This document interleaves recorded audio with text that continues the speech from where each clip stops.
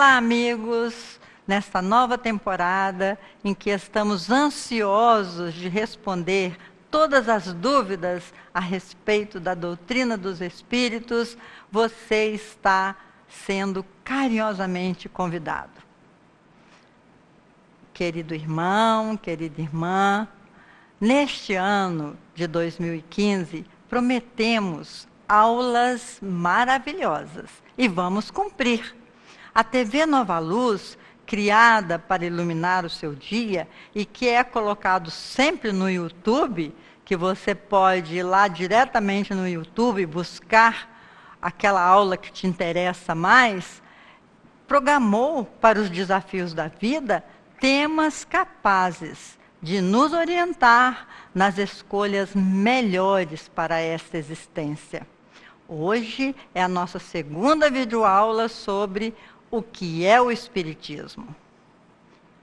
No primeiro capítulo, onde Kardec responde à pergunta de vários críticos, um deles lhe perguntou se um homem pode se enganar, se deixar iludir a ponto de ser chamado de louco. Kardec concorda que o homem possa se iludir por algum tempo, mas não todo o tempo. Um passatempo que, em alguns anos, tem conquistado milhões de partidários em todos os países e que conta entre os seus adeptos sábios de toda a ordem, que se propaga de preferência, como diz o mestre, nas classes mais esclarecidas, é uma mania singular que merece ser examinada. Por que teimamos em criticar aquilo que ainda não conhecemos? Que juízo formaria de um homem que, sem conhecimento de literatura, sem ter estudado a pintura, decidisse ser crítico de uma obra literária ou de um quadro? Só pode ser considerado ingênuo, não é, meus irmãos? Como criticar uma coisa se nós a desconhecemos?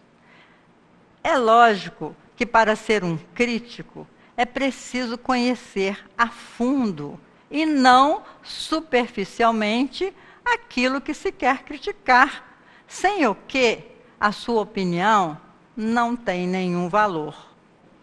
Acha mesmo possível, ser possível, apreciar as qualidades ou os defeitos de uma determinada máquina sem ter ideia do que seja a mecânica? Pergunta Kardec. O senhor crítico pede então ao professor a permissão para assistir a algumas experiências. O mestre pacientemente lhe explica que antes de participar de alguma experiência mediúnica, seria necessário estudar os princípios em que ela se baseia.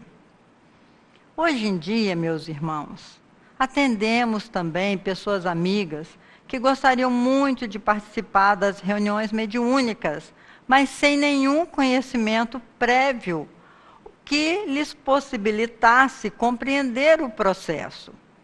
E isso não seria bom. Participar de uma experiência sem o conhecimento sobre o assunto é, no mínimo, perda de tempo, assevera o querido professor. Imagine que alguém chegue a um astrônomo e diga, como nós vamos ver nos slides: Senhor, quero escrever um livro sobre astronomia e provar que o vosso sistema é falso.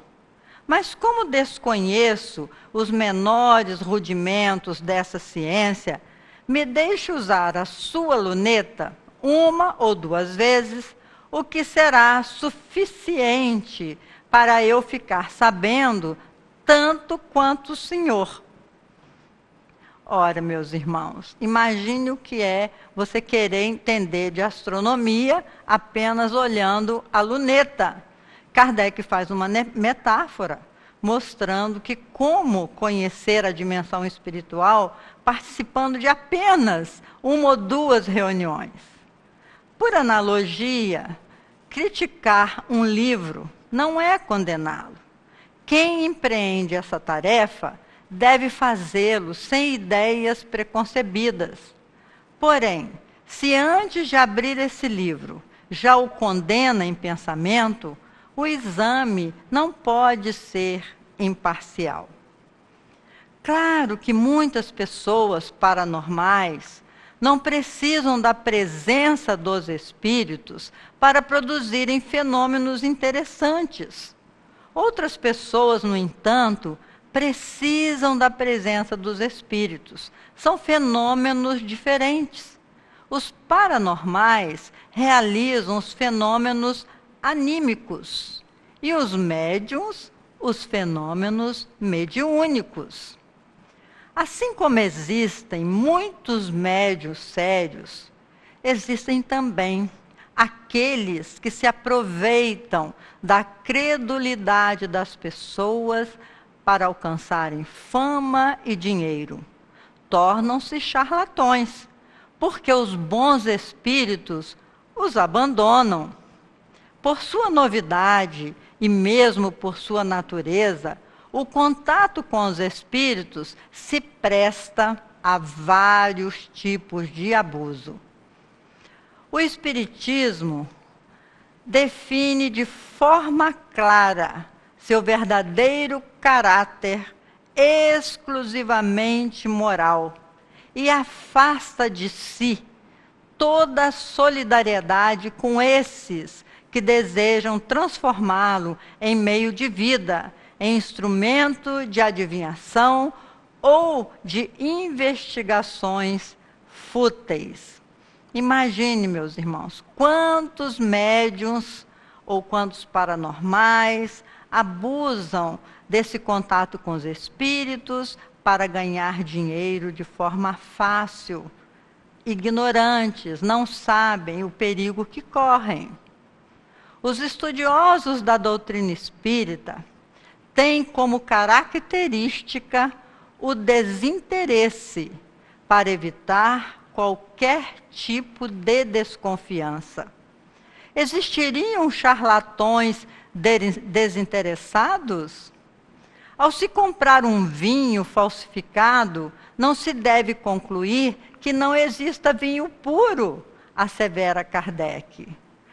Todas as pessoas têm completa liberdade de aprovar ou censurar os princípios do Espiritismo, de deduzir deles as consequências boas ou más que lhes aprouver.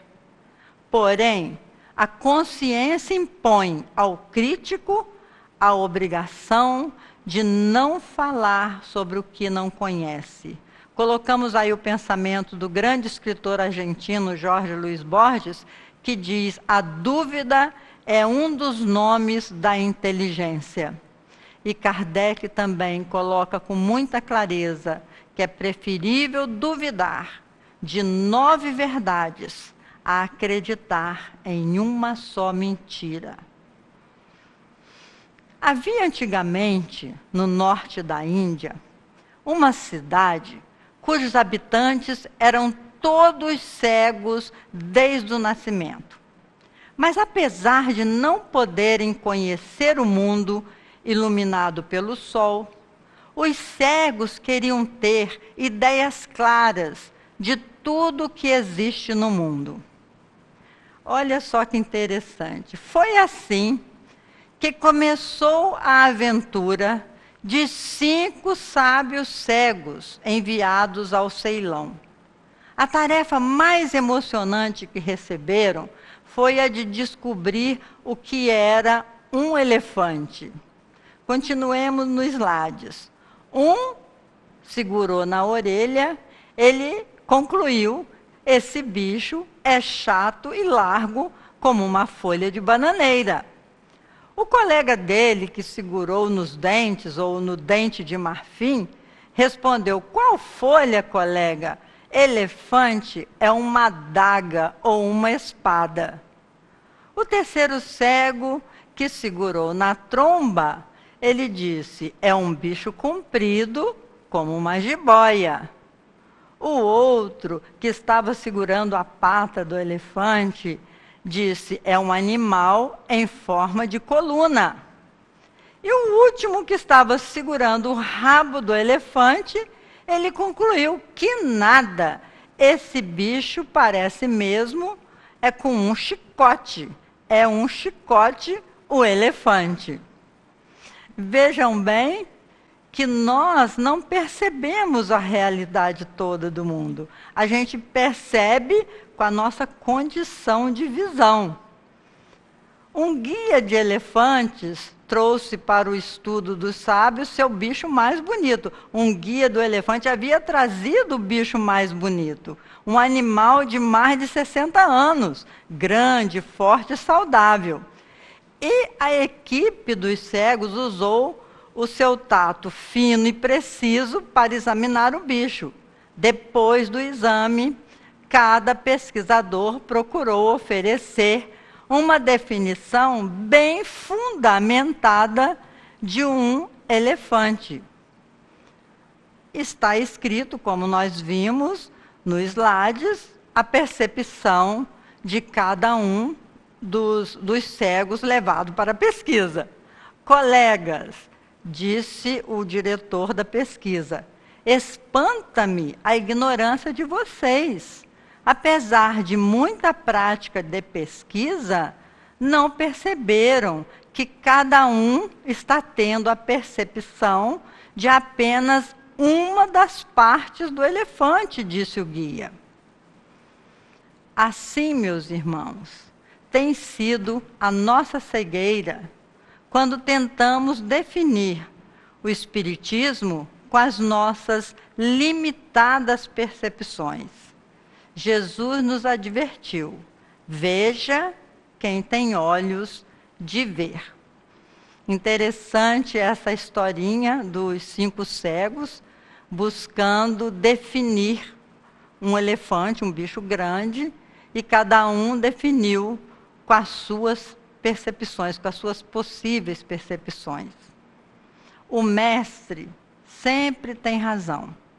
Precisamos desenvolver olhos de ver e ouvidos de ouvir para sentir a grandeza da vida, que está muito além dos nossos 5 sentidos, que, embora sejam maravilhosos, ainda são limitados para a realidade mais ampla da vida.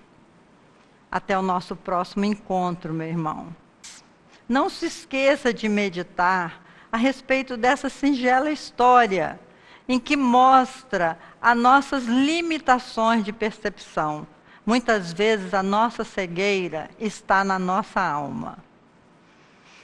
Na terceira aula, o que é o Espiritismo, querido irmão, querida irmã, neste ano de 2015, nós teremos aulas maravilhosas. Muita paz para todos.